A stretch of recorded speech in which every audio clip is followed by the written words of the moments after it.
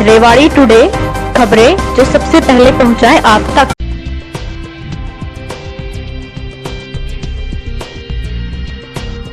Rewari today.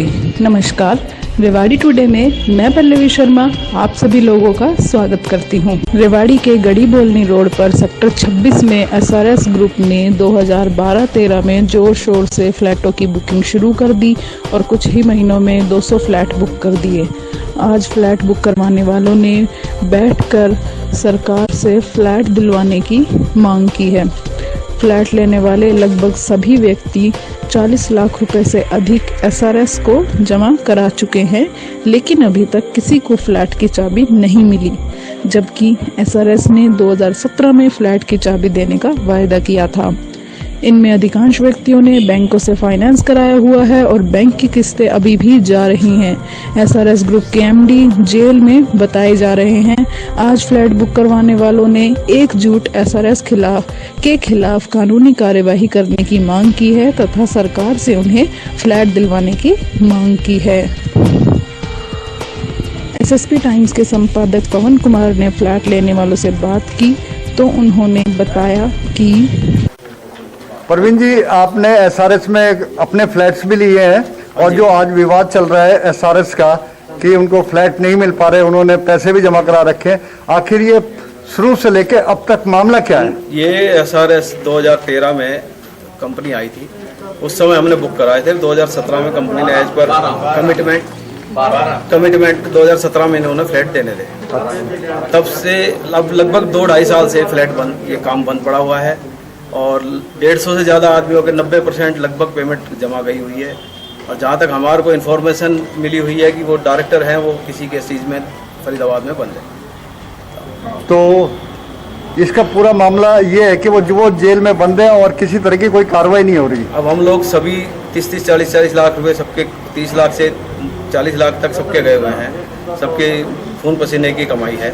तो हम तो यही चाहेंगे कि कोई गवर्नमेंट एजेंसी इसको टेक ओवर करे या कोई इनिशिएटिव लेके हमारे को सबको ये प्रोजेक्ट, ये जो प्रोजेक्ट था, ये संयुक्त प्रोजेक्ट था या इंडिविजुअल प्रोजेक्ट था एसआरएस की अलग, रेवाड़ी के लिए अलग कंपनी थी उनकी, रेवाड़ी का अलग प्रोजेक्ट था रॉयल हिल के नाम से, रॉयल हिल 26 के नाम से। तो अब आगे आपकी क्या कार्रवाई रहेगी? हम सभी संगठित होकर सरकार से डिमांड कर रहे हैं, देखते हैं सरकार हमारी क्या मदद कर पाती है।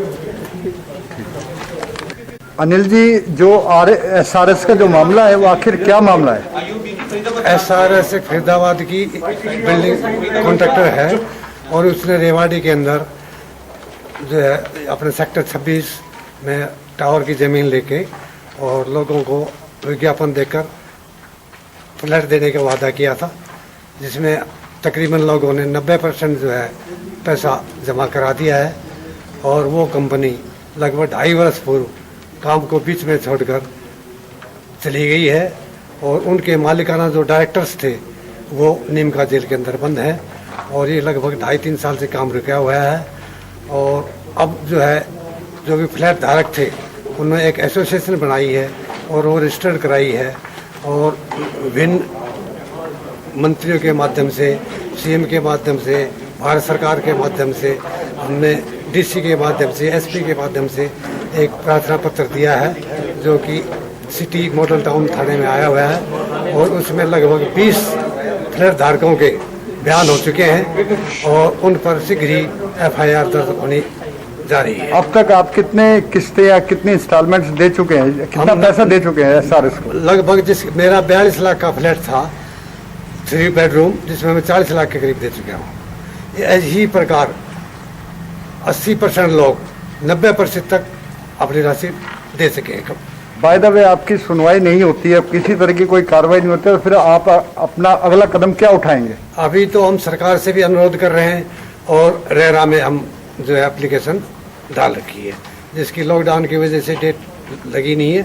अब नोटिस होना, लॉकडाउन खत्म हो गया, उसको नोटिस होगा तब जाके उसके आगे। रेरा में पूरी सोसाइटी के जितने सदस्य हैं वो सब मिल के डालेंगे या व्यक्तिगत रूप से आप? मिल के डाली हुई सोसाइटी की तरफ से, प्रधान सोसाइटी के प्रधान श्री वीरेंद्र सिंह, उनकी तरफ से डाली हुई। ठीक। भार्गव साहब, एसआरएस में आज जितने भी ग्राहक थे जिन्होंने फ्लैट बुक कराए थे वो सब इस वक्त मौजूद हैं उनमें इनका क्या मामला है जो आपके सामने आया? एसआरएस वालों ने एक विज्ञापन दिया था जहां जो गड़ीबोली रोड पर इनका प्रोजेक्ट है एसआरएस रॉयल हिल्स के नाम से, उसमें लोगों ने अप्लाई किया था। उसके बाद इन्होंने अपने जो फ्लैट है अप्लाई करके उनसे कांटेक्ट किया। उस कांटेक्ट के मुताबिक सर इन्होंने अपने जो बैंक कोई से LIC से किसी बैंक से फाइनेंस करवा कर इन्होंने अपना पैसा SRS में जमा करा दिया और SRS को बैंकों के माध्यम से और LIC के माध्यम से वो पैसा उनके अकाउंट में चला गया। और जो ये प्लॉट धारक है जो वो दर दर की ठोकरें खा रहे हैं। अब ये संगठित हुए हैं और ये चाहते हैं कि जो हमारा पैसा जो डूबा हुआ हमारे मेहनत की कमाई है वो हमें जो फ्लैट मिलने चाहिए थे और जो SRS ने प्रलोभन देके यहाँ पर लोगों को प्रलोभित करा था वो हमें फ्लैट मिले। और जो हमारा पैसा हमारे किसी ने 42 लाख रुपए दे रखा है, किसी ने 32 लाख रुपए दे रखा है, ये पैसा हमारे कोई पेड़ से लटक के नहीं आया, हमारी मेहनत की कमाई है। और हम ये चाहते हैं कि सरकार से भी मांग करते हैं कि भाई ये पैसा ये जो हमें फ्लैट धारक है उनको कहीं ये अपने कब्जे में ये इसको ले और फिर कार्रवाई करे। एक हमने FIR दर्ज कराने के लिए FIR दर्ज कराने के लिए हमने SP साहब को एक दरखास्त दी थी जिसके अंदर 20 आदमियों के बयान हुए हैं और एक DSP रेवाड़ी को भी इंक्वायरी दे रखी है जिसके अंदर बयान होने हैं। तो ये FIR दर्ज होने के बाद इनके ऊपर एक क्रिमिनल प्रोसीडिंग भी हम स्टार्ट करने जा रहे हैं ताकि वो FIR दर्ज हो और FIR दर्ज होने से हमारी किसी भी समस्या का समाधान हो जाए। और अभी इस सोसाइटी के 3 दावेदार माने जा सकते हैं। एक तो बैंक माना जा सकता है, एक ग्राहक जिन्होंने अपने फ्लैट बुक कराए थे और एक जो इनके मालिक। इनका आपस का क्या गुत्थी है जो सुलझ नहीं पा रही है? मालिकों को तो अपना पैसा मिल चुका है, मालिकों को पैसा मिल चुका है और वो ऐश कर रहे हैं। अगर कहीं जेल में भी बंद है तो वहां पर भी ऐश कर रहे हैं क्योंकि उनके पास पैसा इतना है कि वो बल्कि अगर बाहर निकलेंगे तो लोग उसको उनसे पैसे की मांग करेंगे और पैसा मांग करेंगे, उनके कपड़े भी फाड़ेंगे। तो वो तो अपने आराम से रह रहे हैं। तो जो फ्लैट धारक है वो सड़क पे है। तो मैं ये चाहता हूं कि भाई जो फ्लैट धारक है उनका कसूर क्या है? अगर उनका पैसा गाड़ी जो मेहनत की कमाई है उनको मिलना चाहिए, फ्लैट मिलने चाहिए। अब जो ये टावर है ये अनकम्प्लीट टावर है वो है ना, चाहे तो सरकार के माध्यम से पूरे हो या किसी एजेंसी के माध्यम से पूरे हो और लोग साथ देने को तैयार हैं। अब ऐसी स्थिति में जैसे किसी ने फ्लैट फाइनेंस करा रखे हो, उनकी इंस्टॉलमेंट जारी है तो और फ्लैट इनको मिला नहीं है, तो ऐसे समस्या से कैसे समाधान होगा? कोई समाधान नहीं होगा। मैंने भी अपनी मिसेज के नाम, मेरी वाइफ के नाम पर फ्लैट है जो LIC से फाइनेंस करा रखा है। LIC वाले पैसा SRS अकाउंट में दे चुके हैं, लेकिन हमारे साथ प्रॉब्लम यह है कि हम LIC की किस्तें नहीं रोक सकते। ऐसे ही सारे लोग हैं जो फ्लैट धारक हैं, उन्होंने किसी ने बैंक से फाइनेंस करा रखा है, किस्तें दे रही हैं, वो रोक नहीं सकते क्योंकि अगर वो तो ये कहेंगे आपने कांटेक्ट किया था हमारे से और जो आपकी किस्तें हैं वो हमें दो, और वो हम दे रहे हैं और आज तक अदा विद इंटरेस्ट दिए जा रहे हैं। तो अब हरियाणा सरकार से आप किस तरह की डिमांड रखना चाह रहे हैं कि इस गुत्थी को कैसे सुलझाया जाए? हमारी MLA लक्ष्मण जी यहाँ के विधायक हैं कोसली के, उनके उससे बातें चल रही हैं, उनके माध्यम से हम सरकार तक है ना खबर पहुंचाना चाहते हैं और CM साहब तक ये खबर पहुंचाना चाहते हैं सारे मिलके फ्लैट धारक कि जो हमारे साथ जो अन्याय हो रहा है वो नहीं होना चाहिए। तो उसमें हमारा विधायक श्री लक्ष्मण जी का पूरा सहयोग मिल रहा है और सरकार इसको टेक ओवर करे।